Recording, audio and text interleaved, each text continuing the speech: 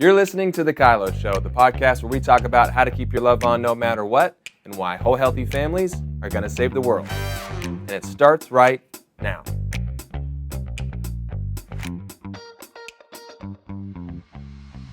Well, hello and welcome to The Kylo Show. We are still walking through our personal growth, learning process. Our Series, system of personal Marvel. growth. We'll have to put together an e-course on this or something. Something. And I don't know that you'll be A able to use workbook. any of the Marvel characters, but No, it's not even about that. It's just about how you'll be marveled at the end of the application of this to your life. I just know that if you've been following my dad for as long as I've been alive, which is a while. Oof, it's almost like... Don't even say it. You can't say that. We don't say the F word on the podcast. But he loves acronyms. My whole life. You have created Kylo Show. The Kylo Show. Kylo. The parenting was called Directing Vision Daily, which was DVD. DVDs out of the DVDs. Yeah. IASIS. I don't even know what that stood for. That was a... it just looked like an acronym. That was a Greek word for healing. Okay, Yeah. well, Go ahead, there's make fun of it. one word in a different language that wasn't an acronym. Yeah. Anytime we're doing anything, it's somehow trying to be formed into an acronym, which always makes me It laugh. helps me remember. Is that why? Yeah. Oh, well, just as funny. So here we are with Marvel. Lop. See? It's never ending. I know. I'm telling you. So just for the next generation coming, I probably will never do an acronym. Oh, I have to eat those words. I'm just saying. I have yet to do it, probably because I've got too many from you. Okay. Well, guess what'll be remembered? All those acronyms. Yes, you're welcome. They tell us not to talk before we start the podcast, so weird stuff like this comes out. So, anyways, but back to Marvel. We're talking about vulnerability today. We're kind of going through the list. Should we review? Mm-hmm. You're kind of like the Kylo 5. We're gonna be stuck on here forever. Okay. Oh, yes. Submission to M, authenticity. Last week was responsibility. Yes. So Mar. And then Vul. Right. So we're at the beginning of the second half. Yes. Which I thought that she took one away, but she added one. Oh yeah. You didn't have an E? I didn't need an E because it's Because still ol. The ol does its work all by itself. Exactly. It doesn't matter if it makes sense, this acronym. It just comes. Whatever. But the editor is like, no, you have to make You gotta put an E in there. Yeah, it's good. a misspelled word. I got a red line under my... Yeah, I can't do it. Wrong. Yeah. So we're thankful for her because now Marvel actually is spelled correctly. Mm-hmm. But today is vulnerability, which is sometimes a really hard thing to do for people. Usually Is Usually it's I used to just I would describe the interaction of a couple trying to communicate like an eyeball touching contest. yes. Which is kind of vulnerability. It's right there. It's like, don't you hurt me. Don't you hurt me. Yeah. Which is the whole working definition of vulnerability is I could be hurt. Yeah. Which is kind of crazy. I always think about to love somebody also feels like I could get hurt. That's vulnerability. Exactly. Yeah. You're not doing it right if you're not thinking like that. I could be hurt right now. This could be so painful. You could so hurt me right here. Yeah. And I mean, it is, we say when in our Kylo 5 is, we're keeping our love on, which is we've got to live vulnerable. Mm-hmm. But then we also have boundaries. It's such a fun twist to thinking, oh, what if I keep my love on, I don't have boundaries, right? Right. Or if I'm vulnerable, I'm not powerful. Like, oh no. Part of being powerful is the vulnerability of what somebody else will think or someone else will do when you manage yourself and you don't let them manage you. Yeah. that's often the first struggle that people go through is, how dare you manage yourself around me? Mm-hmm. I think I'll punish you. Where'd you go? Yeah. Don't want to be very vulnerable with that. What about the I've always heard you say, like, intimacy is into me, you see. Mm-hmm. Is that another expression of vulnerability? Very much so. Yeah, like letting the light in, Mm-hmm. like stand there and be seen, which is really the process in vulnerability, is going to be learning how to stand in the light with someone. Which sounds like having to tell them the truth, Mm-hmm. which is, I'm hurting, I'm scared, I need help. Mm-hmm. I feel like I failed. I mean, those are all really scary. I think about Ben and I, obviously he's the most intimate relationship I have outside the Lord.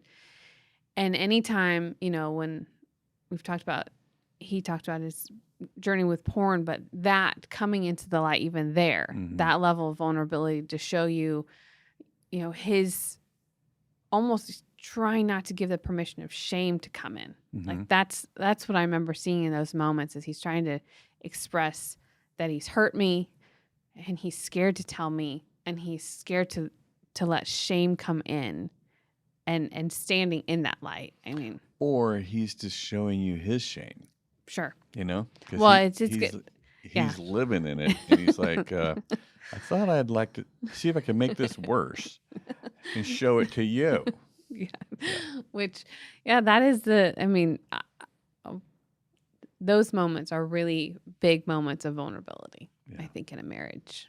I mean, there's lots of them, but that's one I know that we've walked through, and, there's sometimes I handled it really well, and sometimes I did not handle it really well because I was scared of, and it caused pain. So I wanted to punish and keep distance. Mm-hmm. All those things happen. Yeah, you get scared, you get hurt. Here we go. We gotta work this out. We gotta stay in there. And this, it isn't necessarily a long time. It can be, though. It can be like stages that we keep working this out, because classically we don't have character flaws that happen once. No? No. One and done? They don't? No, it's usually, Oh, dang it. I don't know what it is, but usually there's a momentum to them in our lives before they ever get seen. And then once The they snowball's already taken out the house. So. Yeah, it's hard to slow this train down. Next stop, here we go. You're like, oh my gosh. And so it is a commitment. It's a commitment to address, adjust. And I usually describe vulnerability as the place where we behave trust. Mm. It's the place where we behave truthing. It's the place where we walk in the light together. We have fellowship with Jesus in the light, and we have fellowship with each other in the light. Mm-hmm. And that is, it's almost frowned upon. It's almost frowned upon to walk in the light together, as though it's some sort of disloyalty. Like, if I mention that you are less than perfect and you're a leader, you're a spiritual leader, I am disloyal. If I mention that you as a husband or as a wife are less than perfect, I am assaulting our covenant. So there's just all this weird drama. Is that why there's all those towels that say she's right, always Mrs. Right? They don't want to ever tell the wife that she might be wrong. Well, maybe. I'm not sure who makes those towels, but I think that the idea that telling the truth, here's my experience of you. Mm-hmm. When you act like that, it scares me. When you act like that, it hurts me. When you act like that, I feel powerless. The whole yikes, ouch, whoa. If I could just train people to say those 3 things, because it's just so hard. I don't know how I felt. I don't know. Well, which one do you want to say? Which one of these 3 things do you want to say? Yikes, ouch, or whoa? Because that's identifying that you're scared, that you're hurt, that you feel powerless. And if we just begin to slide that out there, if I could think of an acronym that would really kind of tie that together. Guys, I'm just going to hide myself. Then we'd probably all remember it better. But you can't think that fast, so we have to move on. yeah, I have to keep, but I'm going to spend some time. I'll spend a little time doing that. We will not be continuing the segment. Yeah, I'll call it the Yao, the Yao 3. No. Anyways, yikes, ow, oh, whatever we're trying to say. Whoa. Yao, Woy or Yao, really something. And we'll call it. Taylor, edit all of this out. That if people would just learn to stand in the light, say, see me, and let me see you. Tell me about you. Tell me what's going on when you act like that. Yeah. And then it helps me understand, oh, you're not rejecting me.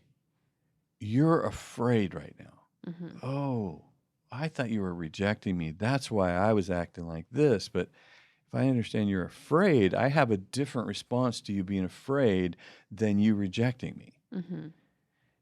So I don't feel punished anymore. I now feel compassion. And that's the benefit of truth. We start truthing each other and we start exchanging the truth. The truth sets us free from the lies, really. Primarily, we're set free from the lies. Yeah. And then when we can move in the confidence of seeing each other, we have a much more accurate behavior with each other, which is generally very helpful. Yeah. I think about, in attempting to have a hard conversation where we stand in the light, tell the truth, and display vulnerability, there's got to be probably a pretty significant level of connection to be able to reveal, especially if it's a hard conversation. And I think that's a mistake that often happens is there's so much anxiety building in our relationship that I want to practice this. I want to do what people are learning, and they hear these things. They're like, yes, that's what I want. I want health in my relationship. So, okay, we are disconnected and I'm going to be vulnerable and tell you the truth. It doesn't usually go very well.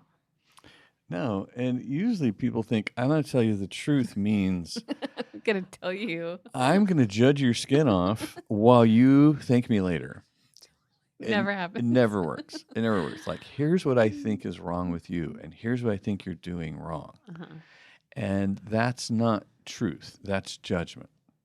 Yeah. That's punishment. That's an attempt to control the narrative and the outcome and the human. And there's no vulnerability in me going off on you. No, it's just very defensive people that are going to be sitting there. Right. The worst me is scared. Yeah. And I'm now going to scare you and hurt you. So I'm scared and hurt, and you're going to be scared and hurt. And then we're just going to scare and hurt each other going forward. Yeah. And then people say, oh, this doesn't work. You can't handle the truth. You can't handle the truth. It's like, no, it isn't the truth that I can't handle. It's the tearing my skin off. That's the piece that just really bothers me. The judgment is I can't handle that. Yeah. So you tell me about you, and I'll tell you about me, and you listen really well, I'll listen really well, and by the time we get through this, we're both going to learn so much that helped us adjust like maybe nothing we've ever done before. Yeah. But to have those conversations, there's got to be the same level of connection for an outcome that feels successful. Well, I think you can have this conversation in a disconnection. If you do this, you'll end up quite possibly with a connection and a deeper one. If you don't do the judgment thing. Totally. Yeah. Okay. Yeah. If I don't tear your skin off, you're not scared of me as bad. Yeah. True. It's kind of a weird thing. No, it's totally predictable. And, and people that, I think this is one of the reasons why self-awareness tools are so valuable. Mm-hmm. Is I learned truth about myself I didn't know. Mm-hmm. I'm like, oh my gosh, I feel that. I just never knew how to say that. I do enjoy that, and I've always felt bad about that. I don't have to feel bad about it. That's my design. And so you're truthing yourself Mm-hmm. kind of brings you into the light and sets you free. And then when you afford somebody else the same, you can invite them in. That's why how many people that do disc as couples get a revelation? Oh, almost all of them. Mm-hmm. Unless they come in not wanting to learn or grow Mm-hmm. or actually get reconnected, then I can't do much about that. But those that are, the fun thing, families that do it, that have older kids they realize, I had this family we were working with that they're all high CSs, and one of their children, the other two are very similar to them, and the one child is a high ID that is just drowning in this environment, and it was really revealing to the parents, like, oh, we just saw him as a disruptor of what we thought was peace, instead of looking at him as like, oh, there's something great that he could add to us, but we've made no room for it. We were trying to communicate to him that he's a family defect, and it just wasn't working. And I don't think any parent would ever say that that's their goal, but that's how their actions. They believe it. Yeah, They believe you have to change to be more like us, so let us disciple you. I was just having a conversation with Delaney. She was in a really, really sad situation, really hurtful, but there's a problem that needs to be solved, but she's in the pain of it. And I'm always so quick to go straight to the task of what needs to be fixed. Like, that's my default. And I'm great at that. I struggle here. But Ben was gone. I was on my own, and I'm looking at this going, what would Ben do? Stay present. Stay in this moment. Nurture her heart. It's not that I don't want to. It's just, it's not. I want to fix a problem, and I usually can rush that process. And she's wired so much more like Ben is. So being willing to stay here, and then we have this really beautiful exchange, and she's super vulnerable with me, and letting me see her and all the things that were going on in her heart. And I just stayed there. We just stayed in that moment. And, thankfully it wasn't too long, because I don't know how long I would have, but I have a timer. I'm like, okay, this is what I'm doing right now. This is the task. And she then said, I need help with this. Can you help me? I'm like, this is where I can help you here. Let me help you. I'm so good at this part. But that's, the beauty of, that self-awareness piece that you were talking about, and how much, being aware of ourselves and being able to bring that into our exchange and vulnerability. And so the vulnerability aspect brings us into this place of valuing feedback. Like, okay, I'm realizing that I'm designed in such a way that I fit with the rest of the puzzle. I'm not the picture. Like so many people like to think, I'm the picture.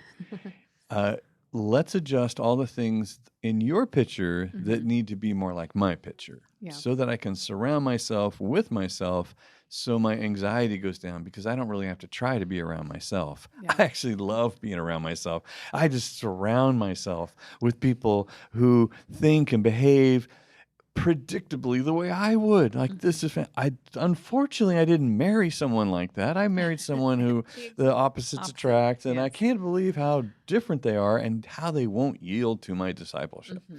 So all those pieces are kind of swirling around us when I recognize I'm a puzzle piece.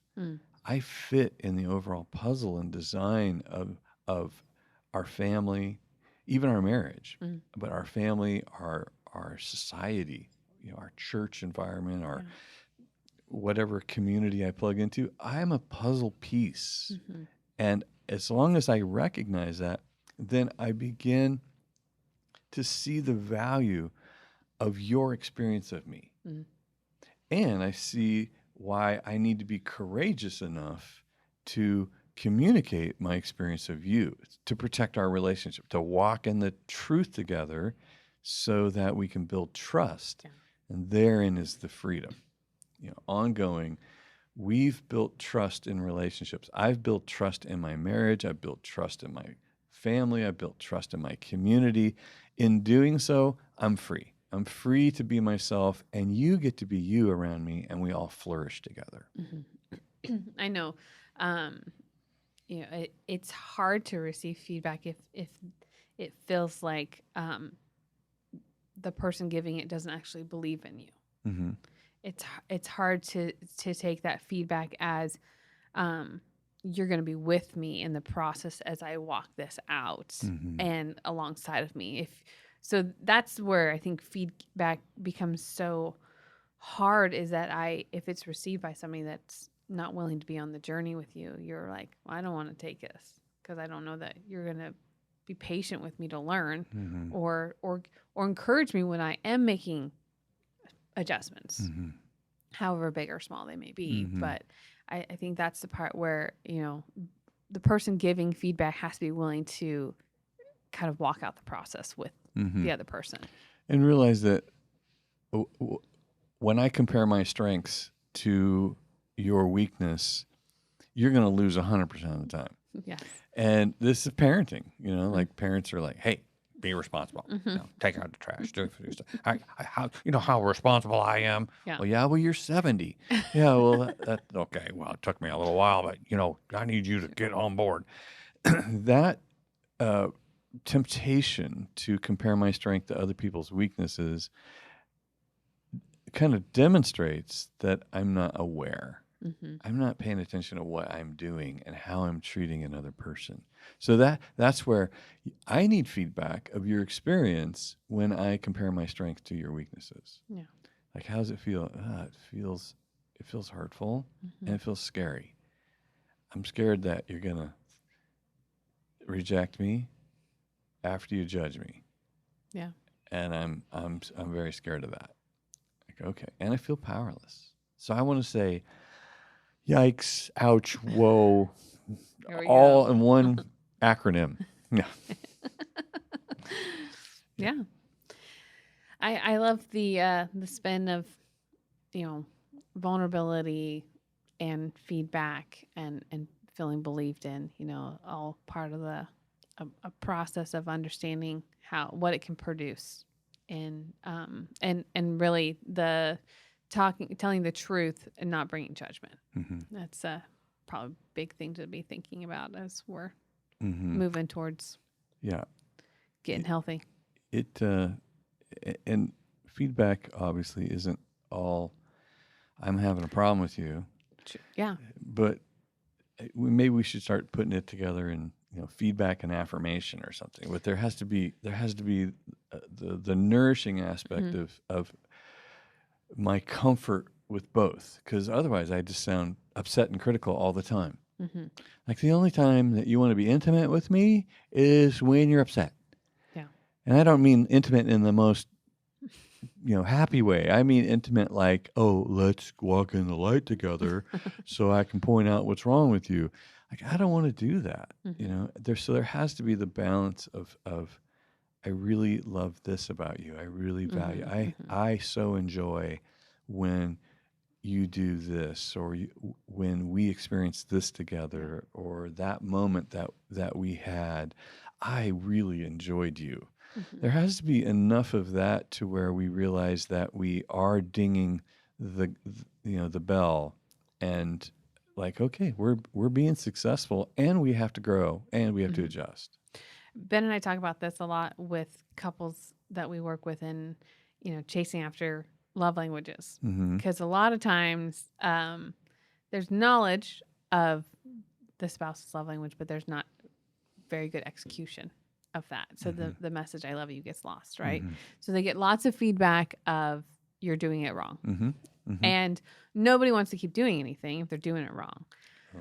And so we're trying to encourage people, give the feedback of when they're successful, because that feedback of success gives courage to try again. Yeah, I'm watching you learn the piano. And I mean, just imagine if you had to learn to play the piano and there was no sound. No, I wouldn't do it. Nobody would do it. Nobody would do it. And the only time the sound came out was when you messed it up.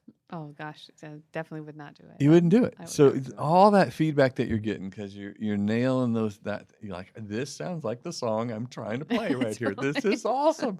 That is what keeps you in it. Yeah. Mm-hmm. And that's, I think when you get to stand in the truth and be vulnerable and have both of those experiences, it just helps us to keep growing and to achieve the marvel that we want in personal responsibility. Boom! Look at all our vulnerabilities paying off here. So good. And it helps us to build partners. Yeah. And I think that, again, we just had Giving Tuesday not very long ago, and a lot of partners gave to Loving on Purpose, and it is really encouraging and really fun. I think the other thing that happens is we get lots of testimonies or prayer requests or just stories of people that have been transformed, whether it's from Keep Your Love On or the Kylo Show or parenting. So, I mean, there's so many different ways that I'm discovering that people find us, and then have chosen to partner with us, and really grateful for it. And so, really, thank you for showing up in our world and doing your part. It's great feedback for us, to realize that somebody, like a lot of folks, are willing to commit to $25 a month and end up in our Kylo community online community that we're doing together. It's a healthy place where like-minded people are getting together, sharing thoughts and needs, and getting some really great regular input besides just this podcast. I think the last one, or one of the last ones I saw that we do these monthly calls with the Kylo community is, there's a lot of vulnerability that was on display. Yeah. And you kind of doing a coaching session with these people. So fun. And, I think even when people call in and give a testimony, that's a place of vulnerability that they're willing to share with everyone that's listens to the show. So really grateful. And if you're not a partner but want to be a partner, go ahead and check out lovingonpurpose.com. And there's a donate button. I think it's in the right-hand corner, if I'm remembering our website. That's what we were instructed by the web designers would be the most effective place to put that button. Yeah. Well, there you go. Awesome. Well, we're going to jump into questions and testimony, and we'll be back in just a minute.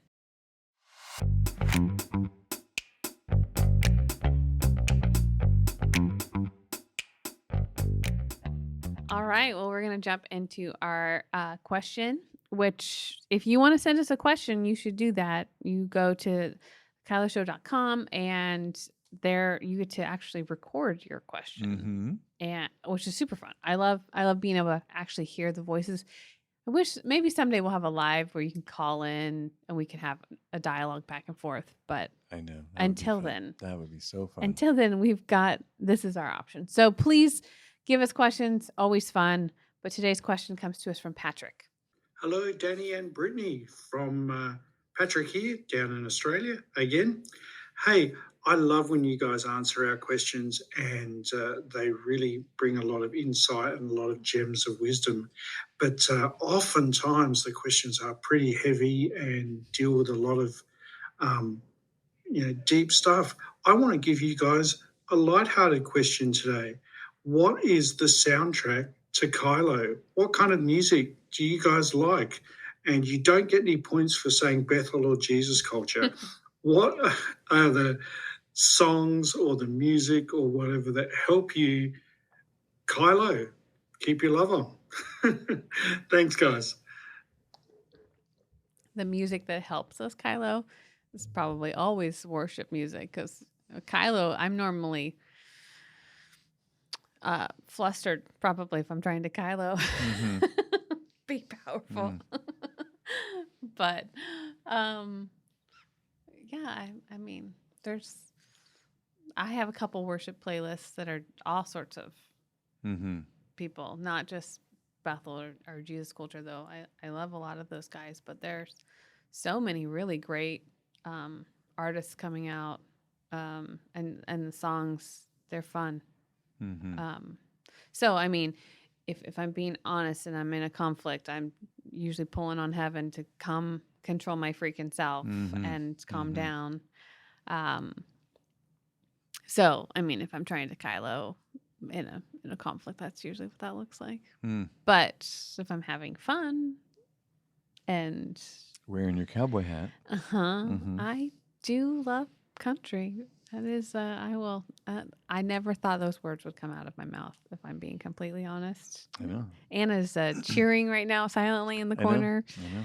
But yeah, I used to listen to just pop, whatever was on popular or whatever, and then it just felt like it got worse and worse and worse. Maybe I just got older and older, and I was like, "What? I'm not singing this."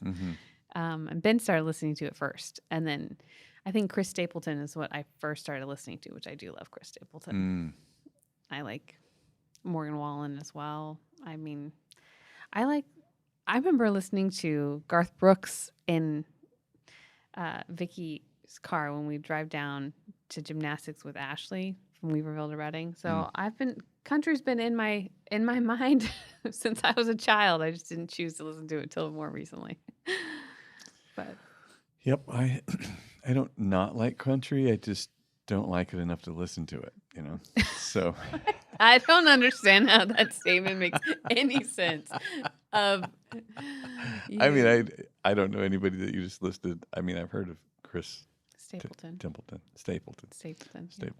He's like, I mean, he looks like a grizzly bear man out of the middle of nowhere in Tennessee. That's what he looks like. Is he the Tennessee whiskey guy? Oh, okay. I like that song. He's great. Yeah.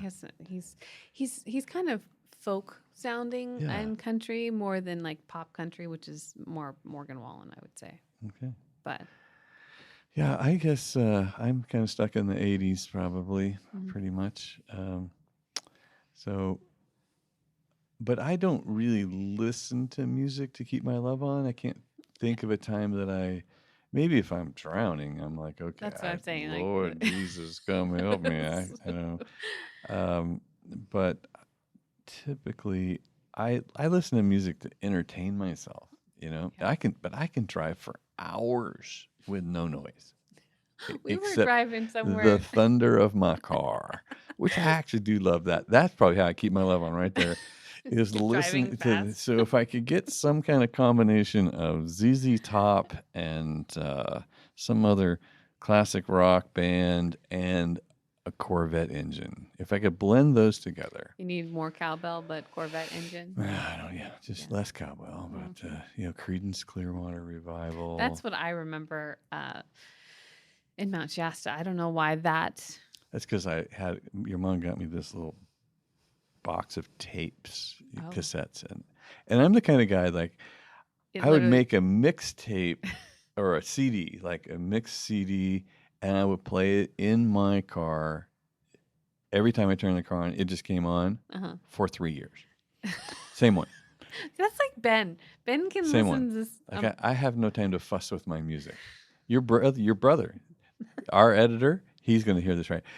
The second he gets in my car, he is adjusting my music. Well, the second he gets to the house, if anyone is in charge of music when Tay's around, it's Taylor. I think I had Glenn Kaiser in my CD for years. Yeah.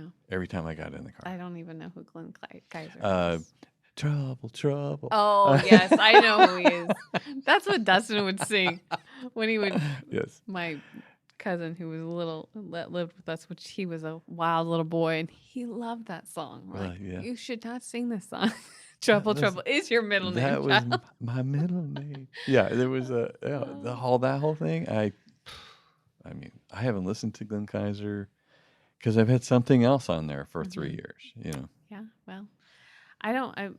I recently found all of our CDs, but that I don't know how to play them because I don't have a CD player. I mean, the kids. I just think we had this reel that came out on our social media, and it said one of the songs says "Call Me Maybe" or something like that.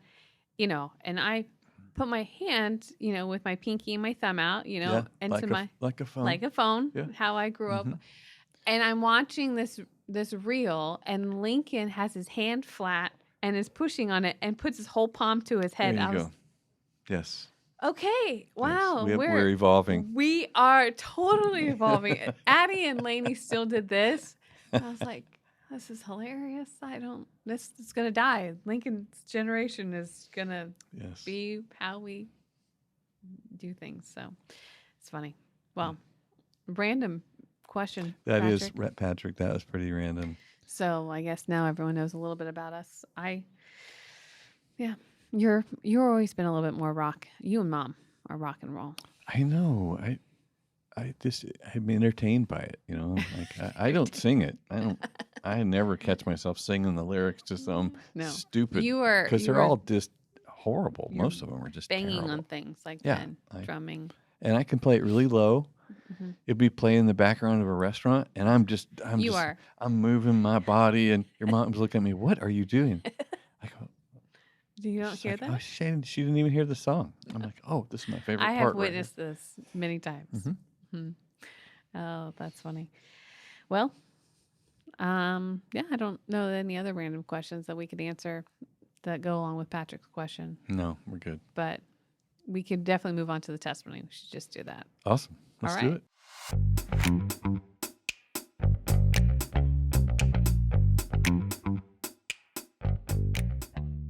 All right. Our testimony comes to us today from Grace. Hello, Kylo team, Brittney and Danny. This is Grace Buchanan. I want to thank you for all your efforts to share what you've learned with the rest of us. The Kylo community online has been helping me. Life Academy has been helping me. I started out with Margaret Naguib on overcoming overwhelm and joined the online community. What's getting through to me is that Jesus is not about punishment. Something was imparted to my spirit when Danny shared that when the woman caught in adultery was brought to Jesus, he said, yes, you caught her. Let the one with no sin throw the first stone. And then after they all left, because they all had sin, he said to the woman, where are your accusers? And she said, nowhere, Lord. And he said to the woman, neither do I condemn you. John 3:17 says Jesus did not come to judge the world, to condemn the world, but to save the world. And bit by bit, course by course, Kylo show by Kylo show, it's penetrating to my heart that I don't need to get up in the morning because I'm afraid of punishment. I can get up in the morning because I want to change the world. There are things I actually want to live for. And I've been in 12-step for codependency and compulsive eating. And one thing Danny said that impacted me is people don't change because they're told to give up something. They change because they see something better. And your vision for the love of God is giving me something better to want to live for.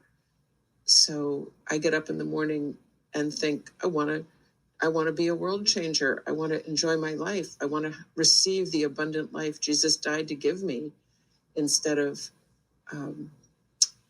the shame-based life that I grew up with. So thanks for everything. God bless you all.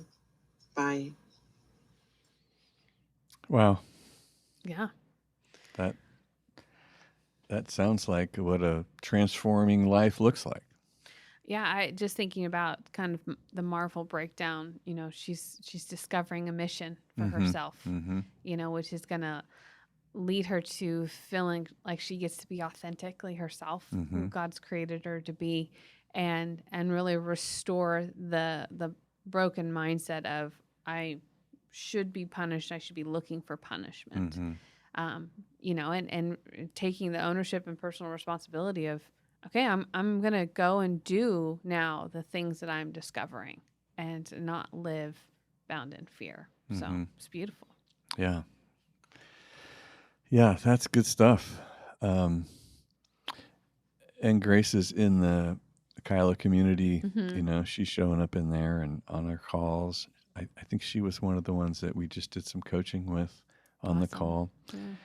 And it never gets old listening to people go from punishment paradigm to connected, loved daughter, son paradigm, and how much more we will do for love that we would never do for fear. Totally. You know, you can't scare me into what I would do for free in love. Yeah. And you can threaten me all day long, and all you'll get out of me is my self-preservation and survival stuff. So you manipulate me with that, and I'll manipulate you with this.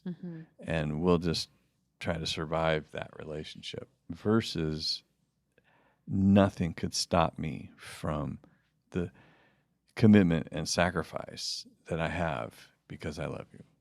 Nothing. Death can't stop me. Like, okay, those people right there, those people we want to surround ourselves with. Yeah. It's beautiful how, you know, when that revelation hits, the passion that can come from someone, you know, knowing that their design is to receive from the Father and then go and give. Yeah. That's where all those climb the highest mountain, swim the widest sea, you know, dig the deepest hole. I'm not sure what else. Yeah. That's where all those songs come from. It's trying to express this level of devotion that I have because love's propelling me, not self-preservation. Yeah, totally. Absolutely phenomenal. Than's Grace for amazing. Yeah, Grace. Amazing. Oh, yes. did I just you do did that? it. Oh. But she's you know, she's discovering how amazing she is. Yeah. And I think that's a incredibly powerful thing. So Yep. thanks so much for sharing that Beautiful. with us, Grace, and thanks for encouraging the listeners that we have to, you know, to confront some lies that maybe have been deeply rooted, but you're taking hold of your garden and you're going to actually plant what you want in there, and I think you're going to have a beautiful harvest. Build a tomorrow you want to live in. That's it. That's it. Awesome. Well, thank you so much for joining us on the Kylo Show. We look forward to seeing you guys next time. Thanks for listening. Never miss an episode of The Kylo Show by subscribing to Apple Podcasts, Spotify, or watch us on the Loving on Purpose YouTube channel. Don't forget to submit your questions and testimonies to thekyloshow.com. The Kylo Show is produced by Ali Armerding, co-produced by Ashley Beck and Anna Hill, sound engineered and edited by Taylor Silk, and show promoter Krishna Zamora. Don't forget, whole healthy families gonna save the world.